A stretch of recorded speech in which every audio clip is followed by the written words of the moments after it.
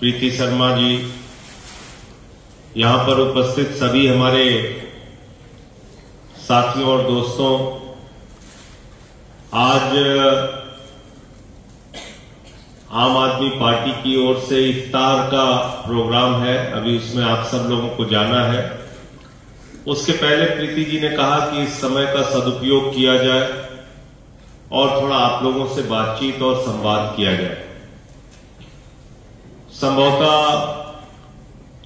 बहुत ही जल्द आप लोगों की कड़ी मेहनत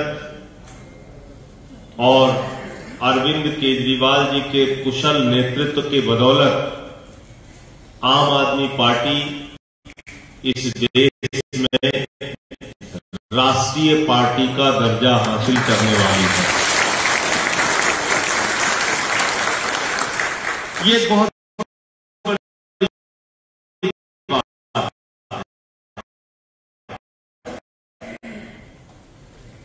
2011 में जब हम लोगों ने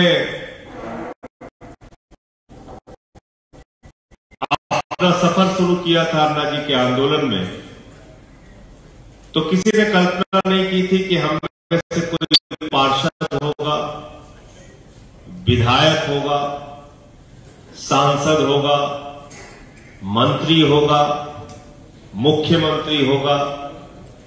हम तो अपने अपने घरों से अपने मासूम बच्चों को भी साथ में लेके निकले थे और हमने कहा था कि भ्रष्टाचार विरोधी एक सख्त कानून इस देश के अंदर होना चाहिए। लेकिन जो उस समय की राजनीतिक पार्टियां थी, कांग्रेस, बीजेपी, तमाम राजनीतिक दलों ने ये कहा कि भाई हम कानून नहीं बनाएंगे। अगर कानून आपको बनाना है तो राजनीति में आओ, चुनाव जीतो और खुद से कानून बनाओ। हम राजनीति में आए और 10 साल के अंदर दिल्ली में एक नहीं, 2 नहीं, 3 बार आम आदमी पार्टी की सरकार बनी। 2013 में, 15 में और 20 में। पंजाब में हम चुनाव लड़ने गए। पहले चुनाव में हमारी 22 सीटें आई और दूसरे चुनाव में 92 सीटें लेके प्रचंड बहुमत के साथ पंजाब में हमारी सरकार बनी भगवंत मान जी मुख्यमंत्री। गुजरात में हम चुनाव लड़ने गए। लोगों ने कहा ये तो आरएसएस का गढ़ है, ये भारतीय जनता पार्टी का गढ़ है, यहां तो चाणक्य अमित शाह है, यहां तो देश के प्रधानमंत्री नरेंद्र मोदी रहते हैं, यहां पत्ता भी नहीं हिल सकता नरेंद्र मोदी जी की बगैर। और उस गुजरात में 14% वोट आम आदमी पार्टी को आया, 14। और 5 विधानसभा की सीटें हम लोगों ने गुजरात में जीती।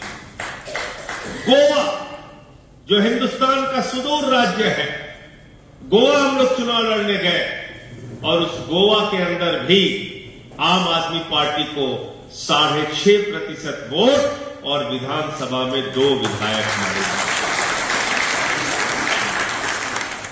आज हिंदुस्तान की एकमात्र पार्टी है आम आदमी पार्टी। कश्मीर से लेकर कन्याकुमारी तक कहीं भी आप चले जाओ, अगर सर पे टोपी है और यहां आपके बिल्ला आम आदमी पार्टी का लगा हुआ है, कोई भी व्यक्ति मिलेगा वो आम आदमी पार्टी के कार्यों की तारीफ करेगा। वो कहेगा कि सरकार चलाना, जनता के लिए काम करना तो आपको ही आता है। पूरे देश में इस बात की चर्चा है कि आजादी के 75 वर्षों में बहुत सारी सरकारें बनी और गई, बहुत सारी सरकारें आई और गई, लेकिन क्या वास्तव में जनता के लिए किसी ने सोचा और काम किया?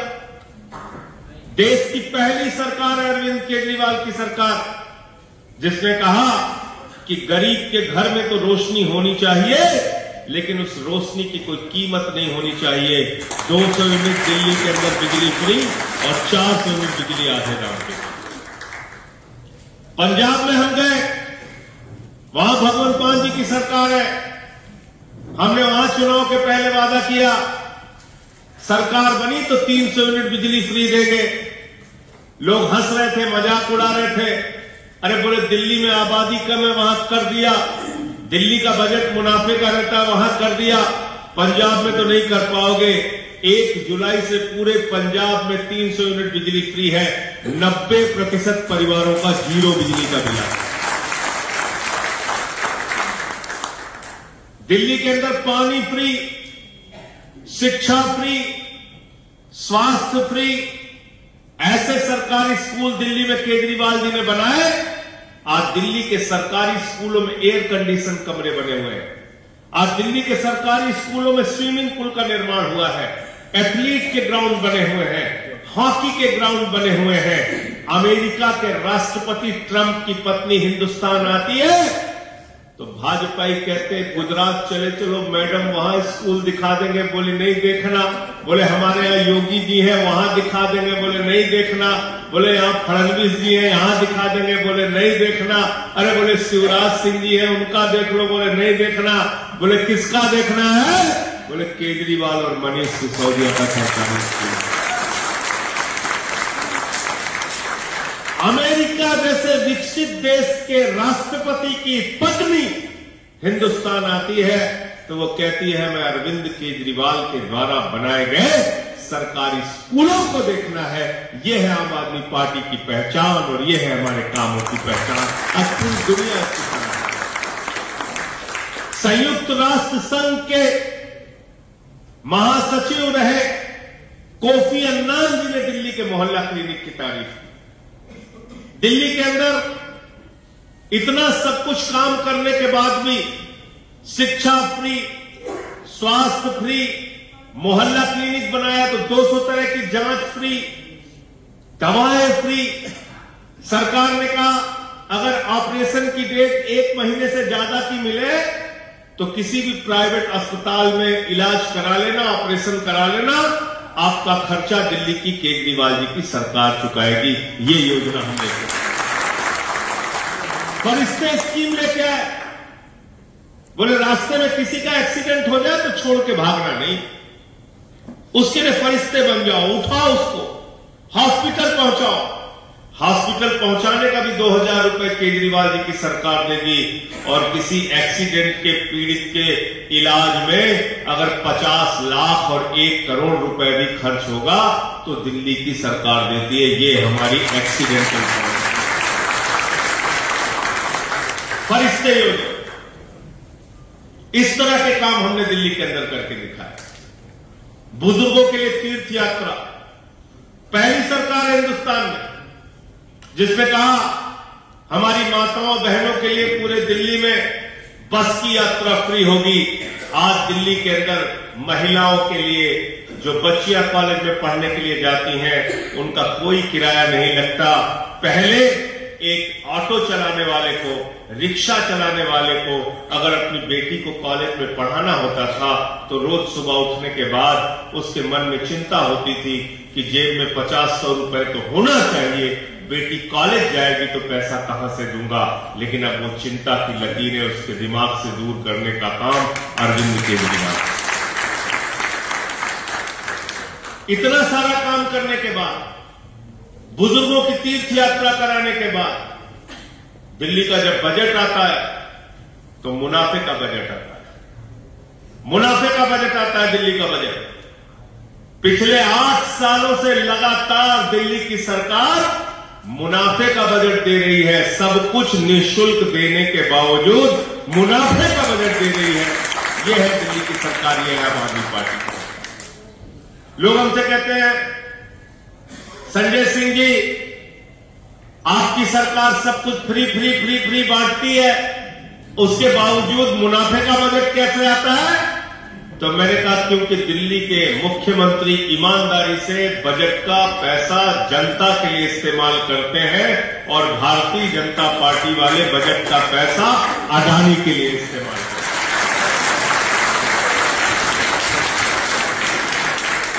गलत तो नहीं कह रहा हूं? सरकार के पास जो पैसा है उस पैसे का सदुपयोग शिक्षा के लिए, स्वास्थ्य के लिए, बिजली के लिए, पानी के लिए, आपकी तरक्की के लिए किया जाए तो सरकार के खजाने में पैसे की कमी नहीं है। लेकिन सरकार के पास जो पैसा है वो पैसा उठा के अडानी अडानी अडानी अडानी को दे दिया जाए तो सरकार भी कंगाल होगी और देश भी कंगाल बना दिया जाएगा। और इसी काम में नरेंद्र मोदी जी लगे हैं। इसीलिए हम लोगों ने सड़क से लेकर संसद तक नारा लगाया कि मोदी अडानी भाई भाई और देश बेच के, मोदी अडानी भाई भाई और देश बेच के। ये कोई मामूली लूट नहीं है साहब। किस तरीके से इस देश को लूटा जा रहा है, किस तरीके से भ्रष्टाचार किया जा रहा है। आज भ्रष्टाचार के सारे कीर्तिमान इस सरकार ने तोड़ दिए, सारे कीर्तिमान तोड़ दिए।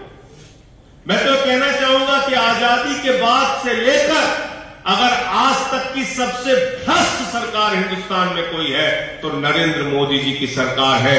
देश की सबसे भ्रष्ट सरकार नरेंद्र मोदी की सरकार। और इस बात में क्यों कह रहा हूं, क्यों कह रहा हूं ये बात?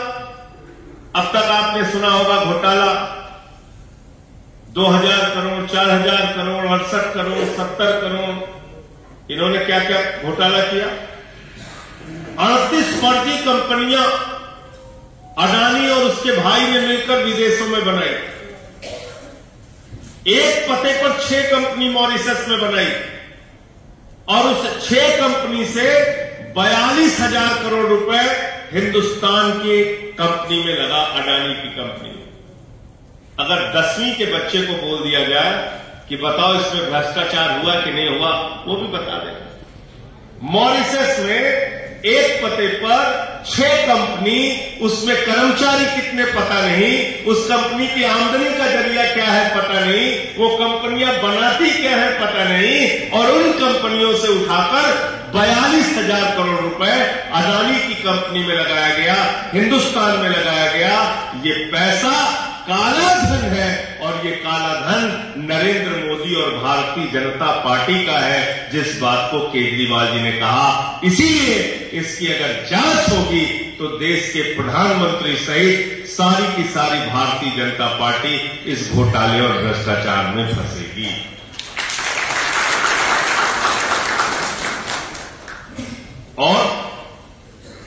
और क्या करते हैं लोग?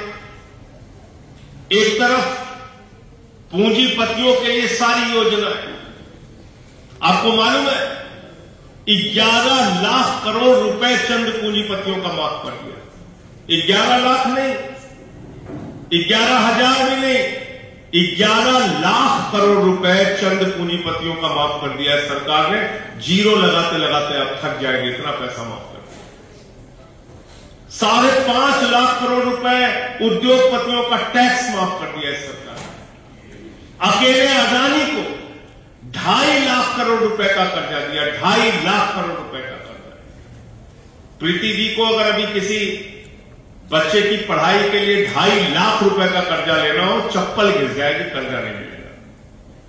2.5 लाख का कर्जा नहीं मिलेगा। अकेले अडानी को नरेंद्र मोदी जी की सरकार ने 2.5 लाख करोड़ रुपए का कर्जा दिया।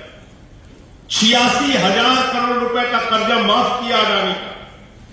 अडानी को ऑस्ट्रेलिया में कोयले की माइनिंग दिलवाई, अडानी को बांग्लादेश में पावर प्लांट दिलाया, अडानी को पूरे दुनिया में ठेका दिलाने का श्रीलंका में पावर प्रोजेक्ट दिलाया। आप देश के प्रधानमंत्री हो कि ठेकादारी का काम कर रहे हैं? बताओ, आप घूम घूम के ठेके दिला रहे हैं? आप प्रधानमंत्री हो कि आप सेल्समैन बन गए? आप बताइए, 2.5 लाख करोड़ का कर्जा, 86,000 करोड़ का कर्जा माफ, और वो व्यक्ति क्या कर रहा है? दुनिया में 38 फर्जी कंपनियां खोल के लाखों करोड़ रुपए अपनी कंपनी में लगा रहा है भारत के लिए। अब आप पूछेंगे इसका क्या फायदा और नुकसान है? अपने कंपनी के शेयर को ओवर वैल्यू कर रहा है, यानी माल है 100 रुपए का और उसका दाम दिखाया जा रहा है 1,000 रुपए। अपनी कंपनियों के शेयर को जानबूझ के बढ़ा रहा है, फर्जी तरीके से बढ़ा रहा है, और जब शेयर के दाम बढ़ जा रहे हैं तो बैंकों में जा रहा है और बैंकों से कर्जा उठा रहा है। मतलब समझ गए? कीमत है 100 रुपए की, बता रहा है मेरी हैसियत है 1,000 रुपए की, और बैंकों से कर्जा 500-700 रुपए ले रहा है। कह रहा है भाई 1,000 रुपए की इसकी हैसियत है, 500-700 रुपए कर्जा दे दो, क्या दिक्कत है? और इसमें किसका किसका पैसा डूब रहा है? ये बातें मैं आपसे इसलिए लंबी कर रहा हूं कि थोड़ा जाइए और बताइए लोगों को समझ में आना चाहिए कि अडानी का मसला क्या है। इसमें किसका पैसा लग रहा है?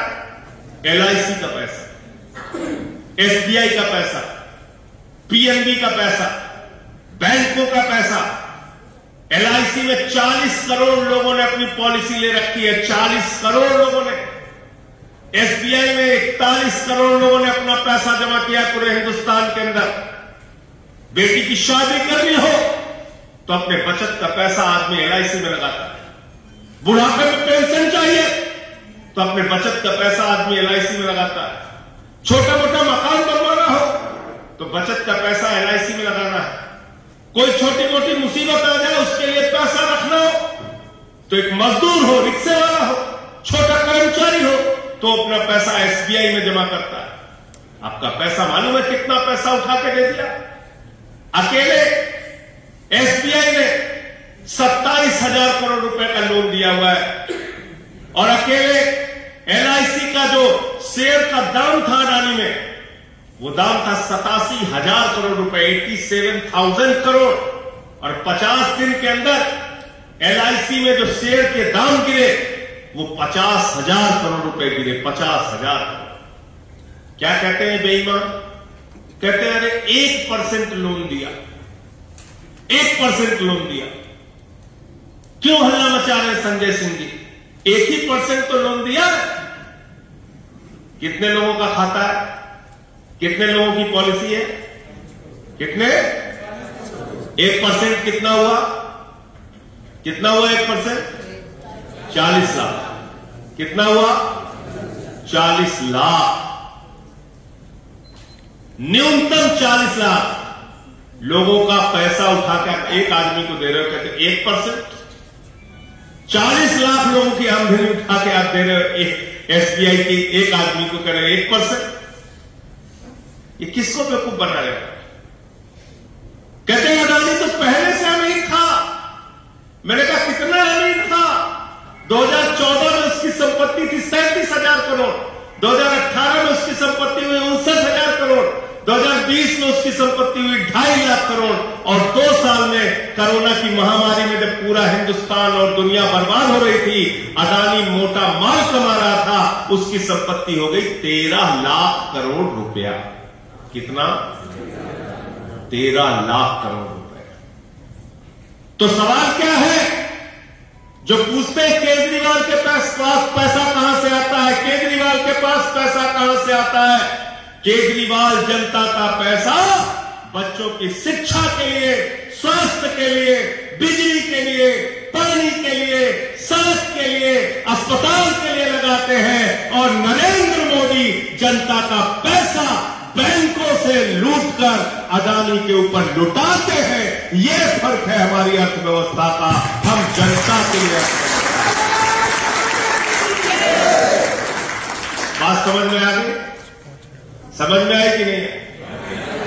13 लाख करोड़ रुपए का मतलब है क्या? मतलब है कितने सारे अस्पताल देश में बन जाएंगे, कितने सारे स्कूल बन जाएंगे, कितनी सड़कें बन जाएंगी, नौजवानों को कितना रोजगार मिल जाएगा, फसल का दाम किसानों को मिल जाएगा। लेकिन नहीं, आपको तो कहते हैं हिंदू मुसलमान में जुटे रहो बेटा, लड़े रहो आराम से, हमारा धंधा चल रहा है, हमारा धंधा चल रहा है, हम आपको बेवकूफ बनाते रहेंगे। मोदी जी कहते हैं। कैसे बेवकूफ बना रहे हैं? कैसे बेवकूफ बना रहे हैं? और मैंने तो भाजपाइयों से कहा, मैंने कहा भाजपाइयों जब तुम जोर जोर भारत माता की जय लगाते हो, मुझे लगता है कोई फैक्ट्री बिकने वाली है। कहते भारत माता की जय, हम भारत की रेलवे बेचेंगे। कहते भारत माता की जय, हम steel authority of India limited बेचेंगे, कोल इंडिया बेचेंगे, स्टील बेचेंगे, सीमेंट बेचेंगे। कहते भारत माता की जय, हम एयरपोर्ट बेचेंगे, सी पोर्ट बेचेंगे। कहते भारत माता की जय, हम मुनाफे की कंपनी BPCL बेचेंगे, LIC बेचेंगे, बैंक बेचेंगे। तो एक तरफ भारतीय जनता पार्टी के लोग हैं जो कहते हैं भारत माता की जय, हम भारत की संपत्ति को बेचेंगे। दूसरी तरफ आम आदमी पार्टी के कार्यकर्ता और नेता अरविंद केजरीवाल जी हैं जो कहते हैं भारत माता की जय, हम आपके बच्चों के लिए अच्छे स्कूल बनाएंगे। फर्क समझ में आ गया? अर्थव्यवस्था का फर्क समझ में आ गया? वो अर्थव्यवस्था चलाते हैं कुछ चंद लोगों के लिए और हम अर्थव्यवस्था को चलाते हैं करोड़ों लोगों के लिए, आम आदमी के लिए। और इसलिए आम आदमी पार्टी का पूरे देश में आना जरूरी है, क्योंकि हमारी जहां सरकार बनेगी आम आदमी के लिए काम करेंगे और मोदी जी की जहां सरकार बनेगी वो अडानी के लिए काम करेंगे कि नहीं करेंगे? और क्या सोच है मोदी जी की? प्रीति शर्मा बोलती हैं, कहती हैं हमें अच्छे स्कूल बनवाना है। महाराष्ट्र में हमारे पास सरकार नहीं है, फिर भी हम लोगों ने एक मोहल्ला क्लिनिक खोला था, नहीं खोला? खोला था ना? खोला था मोहल्ला क्लिनिक। रूबिन खोला था ना, याद है? खोला था, मैं उसके उद्घाटन में आ गया। हमारे लोग सेवा का काम करते हैं, लोगों की मदद। कोरोना हुई, खाना बांट रहे थे हमारे लोगों की मदद कर रहे थे। आम आदमी पार्टी के कार्यकर्ता कर रहे थे, नहीं कर रहे थे? जहां जितनी ताकत थी, जितनी क्षमता थी, मदद कर रहे थे। हम तो स्कूल की बात करते हैं, अस्पताल की बात करते हैं, बिजली की बात करते हैं, पानी की बात करते हैं, और एक है हमारा प्रधानमंत्री नरेंद्र मोदी, वो क्या बात करते हैं? क्या बात करते हैं? गए उत्तर प्रदेश में चुनाव में बोले भाइयों और बहनों, अगर गांव में कब्रिस्तान है तो शमशान होना चाहिए, नहीं होना? बताओ, बोला था कि नहीं बोला था? बोला था कि नहीं बोला था? बोला था। और हमारी जनता भी ऐसी हो गई, कहती हाँ हाँ होना चाहिए। जिस देश का प्रधानमंत्री गांव गांव में शमशान बनाने की सोच रखता है, वो हिंदुस्तान को कभी भी आगे लेके जा नहीं सकता। हमको ऐसी पार्टी चाहिए जो स्कूल और अस्पताल बनाने की सोच रखती हो, जो सड़कें और फैक्ट्रियां बनाने की सोच रखती हो, जो देश को तरक्की पर रास्ते पर ले जाने की सोच रखती हो। हिंदुस्तान का प्रधानमंत्री अगर शमशान बनाने की सोच रखेगा तो भारत को कभी आगे। और ऐसा आप सपनी आदमी है, शमशान शमशान बोला, कोरोना आ गया, पूरे गांव गांव में शमशान बन गया, नहीं बन गया? इसलिए थोड़ा सावधान होकर हामी भरा करो भाई साहब, सावधान होकर हामी भरा। प्रधानमंत्री कह रहा है हमें शमशान बनाना है, शमशान बनाना है। बताओ, ये लोग देश को आगे ले जाएंगे। इनसे गुंडागर्दी करा दो, झगड़े कराने हो, मारपीट कराना हो, हिंदू मुसलमान के नाम पे झगड़े कराना, उस काम में लोग आगे। ये कोई तरक्की नहीं करेंगे, इनका दिमाग ही नहीं है तरक्की की तरफ, इनका दिमाग ही नहीं है आपके बच्चों को पढ़ाने के लिए, इनका दिमाग ही नहीं है कि आपकी जिंदगी में। आप सोचिए, अग्निवीर योजना लेके आए, कितनी खतरनाक योजना है। छोड़ दीजिए, एक बार रोजगार को किनारे भी कर दीजिए, चलो ठीक है रोजगार तुम नहीं दे पा रहे हो, किनारे कीजिए, लेकिन आप सोचिए कि भारत की सुरक्षा के साथ कितना बड़ा खिलवाड़ है, भारत माता की सुरक्षा के साथ कितना बड़ा खिलवाड़ है, भारत की सीमाओं की सुरक्षा के साथ कितना बड़ा खिलवाड़ है। हमारे भारत का जवान सेना में जाता था, 1 साल 1.5 साल की ट्रेनिंग लेता था, 5 साल अलग अलग क्षेत्रों में काम करता था, और कोई युद्ध की परिस्थिति आती है तो 5 साल के ट्रेन सोल्जर को इस सीमा पर भेजा जाता है। लेकिन भारत के प्रधानमंत्री नरेंद्र मोदी ने भारत माता के साथ गद्दारी करते हुए, भारत की सीमा के सुरक्षा के साथ खिलवाड़ करते हुए अग्निवीर की योजना लाई। बोले 6 महीने की ट्रेनिंग लो और सीमा पर जाकर सुरक्षा करो। आप मुझे बताइए, अनट्रेन्ड सोल्जर से आप भारत की सीमा के साथ खिलवाड़ करने का काम कर रहे हैं, भारत माता की सुरक्षा के साथ खिलवाड़ करने का काम कर रहे हैं। इस देश का नौजवान और इस देश के लोग कभी भी आपको माफ नहीं करेंगे। नरेंद्र मोदी जी जो काम आपने किया है, ये अग्निवीर योजना, ये देश के नौजवानों को धोखा देने की योजना है कि नहीं? बताओ, धोखा देने की योजना। यही काम किसान के साथ किया, यही काम किसान के साथ किया, यही काम माताओं बहनों के साथ किया, यही काम अभी बुजुर्गों के साथ। हमारे बुजुर्ग जितने बैठे रहते हैं पार्कों में, मैंने भी उनको कहा, मैंने कहा 28 करोड़ लोगों के पीएफ का पैसा उठाकर मोदी जी ने शेयर मार्केट में लगा दिया। कितना पैसा लगाया मालूम है? 1,57,000 करोड़ रुपए। पीएफ का पैसा, भविष्य निधि का पैसा। आप मुझे बताओ शेयर क्या है? जुआ है, कभी बढ़ा कभी घट गया। अडानी को पैसा अगर बांट रहे हो, उसका शेयर डूबेगा तो पीएफ का पैसा जिनका जिनका लगा है डूब जाएगा। डूबेगा नहीं डूबेगा? तो जाइए गली मोहल्लों में सबको बताइए इन सारे मुद्दों पर, सबके बीच में जाइए और बताइए किसकी अर्थव्यवस्था चाहिए। एक केजरीवाल की इकोनॉमिक्स से अर्थव्यवस्था है जो सबके भले की बात करती है, और एक नरेंद्र मोदी की अर्थव्यवस्था है जो अपने मित्रों को भले की बात करती है। सिर्फ मित्रों मित्रों मित्रों। आज पूरे देश में कार्यालय बढ़िया बढ़िया हाईटेक कार्यालय बना रहे हैं। बोले जी बहुत बढ़िया कार्यालय बना। मैंने कहा ये कार्यालय, ये अडानी भवन है, ये भाजपा का कार्यालय नहीं है। अडानी के पैसे से बना हुआ बीजेपी का दफ्तर है। ये अडानी के पैसे से बना हुआ बीजेपी का दफ्तर है। महंगाई की हालत क्या हो गई इस देश के अंदर? दूध महंगा, छाछ महंगा, दही महंगी, चावल महंगा, आटा महंगा, क्या क्या महंगा नहीं कर दिया? दवाएं महंगी कर दी, गैस का सिलेंडर महंगा कर दिया। नहीं कर दिया? गैस का सिलेंडर महंगा कर दिया और कहते हैं 5 किलो राशन लेके खुश रहो। है? राशन दे दिया, पकाओगे कैसे? जाके लकड़ी काटो जंगल में। क्यों? और नाले की गैस से। और एक बार बुद्धिमान भी बहुत है हमारे प्रधान, बहुत बुद्धिमान है। क्या क्या योजनाएं बनाते? कह लगे नाले की गैस से चाय बना दी। अब सब चाय वाले पहुंच गए नाले के किनारे। कहीं गैसे नहीं आ रही, कहीं नहीं, वो बनाया था हमारे सामने। फिर क्या बोलते हैं? अब आप सोचिए कि अगर ऐसा व्यक्ति भारत का प्रधानमंत्री रहेगा, कोई अनपढ़ व्यक्ति अगर भारत का प्रधानमंत्री बन जाए तो कितने खतरे हो सकते हैं। हमारे देश के प्रधानमंत्री अगर युद्ध के समय में ये कहेंगे कि भाई बादल है, हवाई जहाज लेके चले जाओ, रडार में नहीं आए,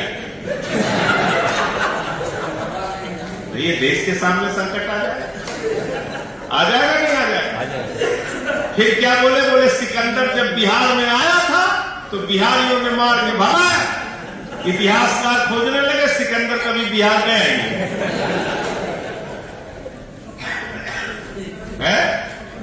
फिर कहने लगे बाबा गुरु नानक देव जी, बाबा गोरखनाथ जी, संत कबीर जी एक साथ मीटिंग करते थे। पता चला कि उनके जीवन काल में ही बहुत लंबा अंतर है, तो मीटिंग कैसे एक साथ करें? कुछ भी हमारे प्रधानमंत्री बोल जाते। एक जगह कनाडा में गए, बोले A square plus B square plus T square plus C square plus whole square plus into square. यानी क्या था? स्ट्रेंथ की अंग्रेजी नहीं बोल पाए। कितना मजाक उड़ाते हैं देश का, कितना मजाक उड़वाते हैं देश का पूरे दुनिया में है। असली डिग्री वाले केजरीवाल को देखो, एक IITN को, एक पढ़े लिखे आदमी को दिल्ली का मुख्यमंत्री बनाया, स्कूल बना दिया, अस्पताल बना दिया, सड़कें बना दी, फ्लाईओवर बना दिया, सारी योजनाएं जनता के लिए, बिजली फ्री, पानी फ्री, सब कुछ कर दिया। और उसके बाद 8 साल से मुनाफे का बजट दिल्ली के लोगों के सामने रख रहा है। ये होता है पढ़े लिखे और गैर पढ़े लिखे होने का अंतर। गलत तो नहीं कह रहा हूं? गलत तो नहीं कह रहा हूं? तो इसलिए साथियों और दोस्तों, आम आदमी पार्टी के संदेश को दूर दूर तक फैलाना है, बढ़ाना है। और चिंता मत करना, ये FIR, ये मुकदमे, ये आरोप, ये बहुत शुरू से लगाते चले आए। 7 साल पहले केजरीवाल जी के दफ्तर पे CBI का छापा मारा, कुछ नहीं निकला। एक बार पहले भी मनीष सिसोदिया जी के घर पे CBI का छापा मारा, कुछ नहीं निकला। 42 विधायकों पे फर्जी मुकदमे किए, उनको जेल में डाला, बाद में कोर्ट से बरी हो गए सारे के सारे। एक हमारे विधायक है सोमनाथ भारती, उनके कुत्ते को पकड़ने के लिए 40 दिल्ली पुलिस वाले गए। बोले भाई कुत्ता पकड़ने के लिए इतने पुलिस वाले को, बोले जबड़ा चेक करना है इसका। ऐसी है, मजे ले रहे। बताओ, हमारी 400 फाइलों की सुमलू कमेटी ने जांच की, आपको पता है? 400 फाइलों की केजरीवाल जी की जांच करते रहे, दिन रात जांच की, कुछ मिल जाए, कुछ मिल जाए, कुछ नहीं मिला, कुछ नहीं मिला। तब भाजपाइयों को ख्याल आया कि अब कुछ ना कुछ तो करना पड़ेगा। ये केजरीवाल तो बड़े अच्छे अच्छे स्कूल बना रहा, ये तो बड़े अच्छे अच्छे मोहल्ला क्लिनिक बना रहा, ये काम तो गड़बड़ है, हम स्कूल नहीं बनने देंगे, हम अस्पताल नहीं बनने देंगे। मोदी जी ने संकल्प लिया कि जो स्कूल बन रहे हैं दिल्ली में, जो अस्पताल बन रहे हैं दिल्ली में, उस काम को हम रोकेंगे। हमारे शिक्षा मंत्री को उठाया, जेल में डाल दिया, स्वास्थ्य मंत्री को उठाया, जेल में डाल दिया। केजरीवाल जी ने कहा हम दिल्ली के लोगों का काम रुकने नहीं देंगे। आप इसी को शिक्षा मंत्री और सौरभ को स्वास्थ्य मंत्री दिल्ली के अंदर बनाने का। और मैं आपसे कहना चाहता हूं, जेल से, मुकदमों से, लाठी से डरने की जरूरत नहीं। आम आदमी पार्टी के कार्यकर्ता हो तो पूरी बहादुरी से इनका सामना करना। एक नहीं, 1000 मुकदमे करे और चाहे जितना दिन जेल में डाले, इनके सामने झुकना नहीं है। और मैं तो एक नारा देता हूं, डरना नहीं है, लड़ते रहना है। मरना मंजूर है लेकिन डरना मंजूर नहीं है। मैं तो भाजपाइयों को वैसे भी कहता हूं, मैं कहता हूं 94 साल पहले तक तुम लोग हाफ पैंट पहन के घूमते थे, हाफ पैंट पहनने वाले बच्चों से हम लोग डरेंगे क्या? डरेंगे? बताओ, इनसे डरने की क्या जरूरत है? इनसे लड़ेंगे। और जो भी बदमाशी करेंगे ये लोग, जो भी बेईमानी भ्रष्टाचार करेंगे, उसको जनता के सामने उजागर करने का काम करेंगे। मोदी जी 7 फीट की दूरी पे थे, मैंने नारा लगाया, मोदी अडानी भाई भाई देश बेच के खाई चलाई, 1.5 घंटे में 4 बार पानी पिए क्या? भाषण नहीं दे पा रहे थे ठीक से। इसलिए इनसे डरने की जरूरत नहीं, इनसे लड़ना हो, इनसे लड़ना हो। और साथियों और दोस्तों, मैं एक बात और आपको साफ कर देना चाहता हूं, ये सिर्फ सत्ता के वीर हैं। जिस दिन इनके साथ हाथ में सत्ता नहीं होगी, चूहे की तरह किसी बिल में नजर आएंगे। इससे ज्यादा इनकी हैसियत और औकात नहीं है। चूहे की तरह बिल में नजर आएंगे। लेकिन इनको अगर रोकना चाहते हो, इनकी नफरत की राजनीति को रोकना चाहते हो, देश में जो बेईमानी और भ्रष्टाचार का इनका धंधा चल रहा है, उसको अगर रोकना चाहते हो, तो आपको ध्यान से सोचकर काम करना पड़ेगा। और इनकी जो भाजपा की वॉशिंग मशीन है, इसको जनता के सामने उजागर करना पड़ेगा। अब तक हमने निरमा वॉशिंग पाउडर सुना, सर्फ वॉशिंग पाउडर सुना, रिन वॉशिंग पाउडर सुना। ये बीजेपी का जो नया बीजेपी वॉशिंग पाउडर आ गया है, इसकी असलियत जनता को बतानी होगी। बीजेपी वॉशिंग पाउडर क्या है? आसाम का जो मुख्यमंत्री है हेमंत बिस्व शर्मा, ये जब वहां पर था कांग्रेस में, तो भाजपाइयों ने पूरे आसाम में आंदोलन किया। बोले बहुत बड़ा भ्रष्टाचारी है हेमंत बिस्व शर्मा। उसके नाम पे एक बुकलेट जारी की भाजपाइयों ने, हमने नहीं, आम आदमी पार्टी ने नहीं। किसने जारी की? बीजेपी वालों ने जारी की। वाटर घोटाले के नाम से बुकलेट जारी की हेमंत बिस्व शर्मा के खिलाफ। सीबीआई की जांच शुरू हुई शारदा स्कैम में। जैसे ही जांच शुरू हुई, उस हेमंत बिस्व शर्मा ने कहा बीजेपी वॉशिंग पाउडर चाहिए, बीजेपी वॉशिंग पाउडर। बोले आ जा बेटा। उसको धुला, नहलाया और फट से उसको बना के मुख्यमंत्री बना दिया। बोले बीजेपी वॉशिंग पाउडर से साफ, कोई भ्रष्टाचार। ऐसे ही एक मुकुल राय था, वो शारदा स्कैम में फंसा हुआ था। शुभेंदु अधिकारी है जो मौजूदा बीजेपी का लीडर अपोजिशन है, वो भी शारदा स्कैम में फंसा हुआ था। सीबीआई की, ईडी की जांच चल रही थी। बोला बीजेपी वॉशिंग पाउडर चाहिए, बीजेपी वॉशिंग पाउडर चाहिए। बीजेपी वालों ने उसको धुला, नहलाया, बाल बाल झाड़ के अपनी पार्टी में शामिल कर लिया। मुकुल राय को राष्ट्रीय उपाध्यक्ष बनाया बीजेपी का, और उसका जो एक दूसरा शुभेंदु अधिकारी था उसको लीडर ऑफ अपोजिशन बीजेपी का बनाया। फिर आए महाराष्ट्र में, बोले अजीत पवार चक्की पिसिंग पिसिंग पिसिंग कहते थे, नहीं कहते? ये फडणवीस ही बोलता था नहीं बोलता था कि पवार चक्की पिसिंग पिसिंग। 6:30 बजे सुबह, उसके लिए तो बड़ी मेहनत करनी पड़ी। सुबह 6:30 बजे नहलाया धुलाया और उप मुख्यमंत्री बना दिया। बनाया नहीं बनाया? नारायण राणे पे जांच चल रही थी, उनको बना दिया केंद्र में मंत्री। येदियुरप्पा पर जांच चल रही थी, माइनिंग घोटाला, उनको साथ मिलाया, उनको मुख्यमंत्री। व्यापम घोटाले की जांच चल रही थी, किसके खिलाफ? शिवराज सिंह के खिलाफ, उनको मुख्यमंत्री बना दिया। तो माइनिंग घोटाले वाला येदियुरप्पा मुख्यमंत्री, व्यापम घोटाले वाला शिवराज मुख्यमंत्री, वाटर घोटाले वाला हेमंत विश्व शर्मा मुख्यमंत्री, और अडानी के साथ मिलकर घोटाला करने वाला देश का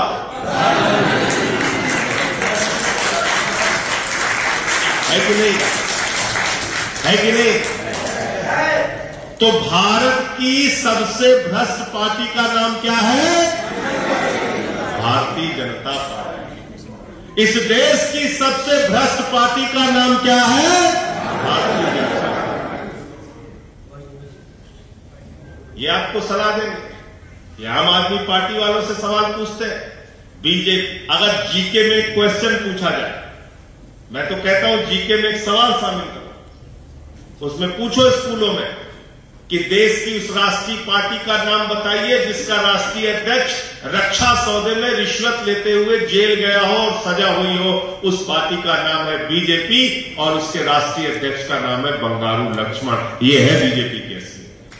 तो देश की सबसे भ्रष्ट पार्टी का नाम क्या है? ये बातें बताइए लोग, उनके बीच में जाइए। और ये बीएमसी का चुनाव जब भी हो मुंबई के अंदर, बीएमसी का चुनाव आपको जीतना है। इस लक्ष्य के साथ अभी से मेहनत करने में जुट जाइए। मेंबरशिप चलाइए, एक एक घर में अपना मैसेज लेके जाइए, अपने काम जो आपने किए हैं दिल्ली और पंजाब में उसको बताइए, और काम के